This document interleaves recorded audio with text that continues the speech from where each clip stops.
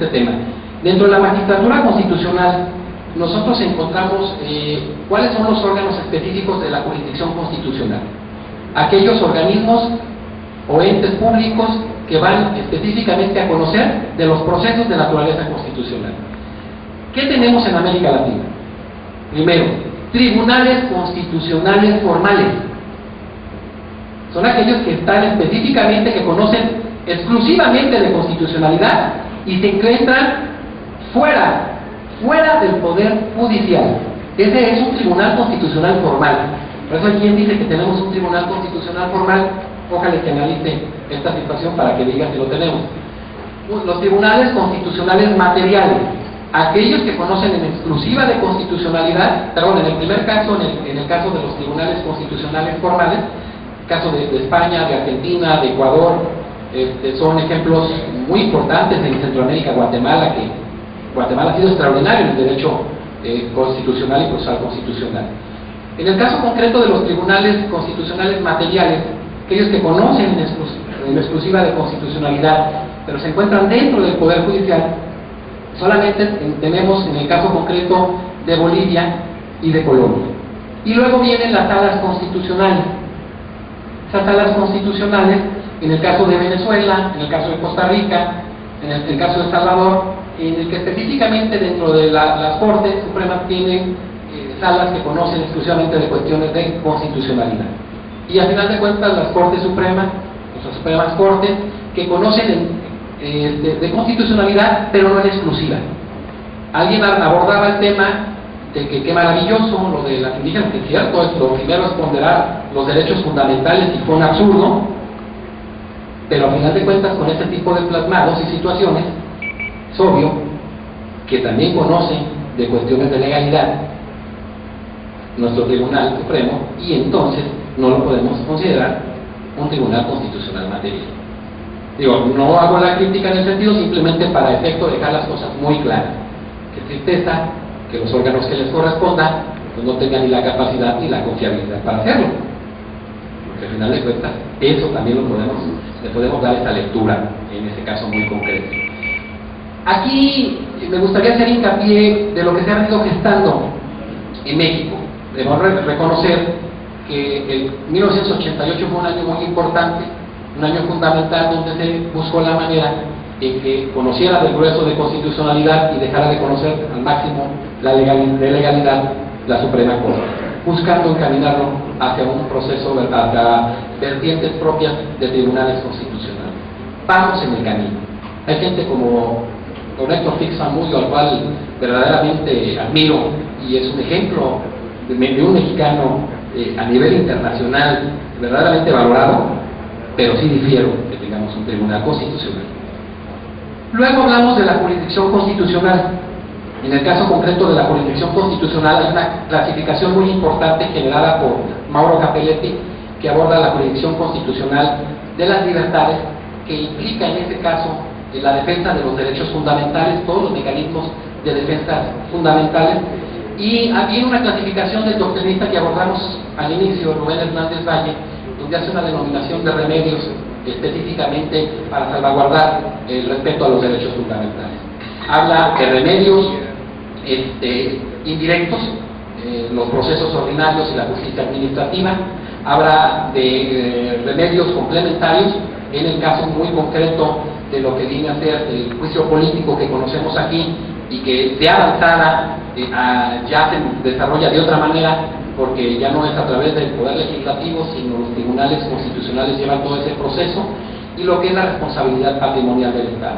Y luego habla de los remedios constitucionales específicos, muy interesante, porque ahí hace un análisis muy propio de los mecanismos de protección constitucional más importantes que se han dado. Los rayos ingleses, el referé francés, el proceso de urgencia italiano, la revisión constitucional de los países germanos y el amparo mexicano, orgullosamente. Podemos decirle a mis grandes amigos, André Calegari, que en este país se creó el amparo y se dio a todo el mundo. 1840 con el proyecto, 1841 a través de esa constitución yucateca y un proceso de federalización en 1857. 1879, el primer país, en el caso concreto de Guatemala en Centroamérica y en 1934 en Brasil, que en este momento la Constitución de 88 de Brasil ha generado mucho del mandamiento de seguridad, tanto individual como colectivo. Entonces, lo que voy a dar a entender en este sentido es cómo todos estos mecanismos son tan trascendentes para que se tomen en consideración en un sistema acusatorio, un sistema denominado en América Latina como sistema procesal de la democracia. Y a final de cuentas, los tiempos me matan, es una tristeza, a final de cuentas, la jurisdicción constitucional orgánica que refiere a los mecanismos de defensa de los principios de atribuciones y competencia de los órganos. Ustedes ya los han ubicado perfectamente, las controversias constitucionales. Hay el control a priori que se da antes de que se aprueben tratados y leyes orgánicas, en el caso concreto de Portugal, en el caso de Bolivia, y el reto mexicano. Se genera la jurisdicción constitucional supranacional, que es muy importante, porque se hace un verdadero empalme de los derechos fundamentales con los derechos humanos. Es decir, del Tratado de los Derechos del Ser Humano en el ámbito interno y en el ámbito internacional. Y eso es muy importante. Quiero decirles algo, una muy buena noticia y una muy mala noticia. La buena noticia es que en la reforma de febrero a la ley de amparo se toma en consideración esta situación, se maneja el principio de la complementariedad en el ámbito nacional con el internacional, un principio clave, pero se maneja en la ley de amparo, en una ley reglamentaria, se establece la cláusula abierta de que los tratados en el ámbito de los derechos humanos tengan ese carácter prioritario, se hagan de manera, de un manejo como primacía a nivel constitucional, pero la mala noticia es que debió haberse hecho constituir la Constitución, no en una ley reglamentaria. Vamos de avanzada, ¿no? No podemos decir que no. Y ahora, la jurisdicción constitucional local, que es aquella que se dada con base a la doctrina de don Héctor Zamudio, y que esto es un gran ejemplo que estados tan valientes y con un manejo cognoscitivo jurídico tan importante como lo son Coahuila y Durango, pueden aprovechar. Las constituciones locales, el constitucionalismo local, es un gran desarrollo que se generó, por ejemplo, en el caso de los argentinos. Muchos procesos constitucionales surgieron inicialmente en las provincias. Tienen una constitución, una ley de amparo o una ley de habeas corpus a nivel nacional que maneja dos de los capítulos, primero de lo que es todo el país y aparte de la provincia autónoma de Buenos Aires. Tienen sus leyes de amparo locales, sus códigos procesales constitucionales locales.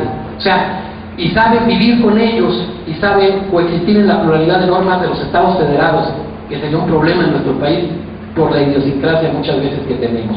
Pero ejemplos como el de Veracruz con sala constitucional a partir del año 2000, en la constitución local veracruzana, donde existen procesos reales constitucionales más allá de los que generan la constitución, tienen acciones de inconstitucionalidad, tienen controversias, pero aparte de ello tienen sentencias aditivas maravillosas que en el ámbito federal no existen. Es decir, existe el tema de la omisión por inconstitucionalidad. Si el legislador fue omiso como si fuese el derecho constitucional, en el caso de Peter Haberle, que es uno de los grandes constitucionalistas, negando específicamente lo que es el derecho adjetivo en el ámbito del derecho constitucional. Yo considero en lo personal, y coincido mucho con la idea de los peruanos, en el caso de Gerardo Beto, de José Palomino Manchego, de todos los de la jurisdicción constitucional, segregarlos para darles un trato muy técnico, muy específico y muy bueno. La pluralidad de las normas. Qué importante es la pluralidad de las normas en coexistir y verdaderamente este sistema procesal de la democracia hacerlo valer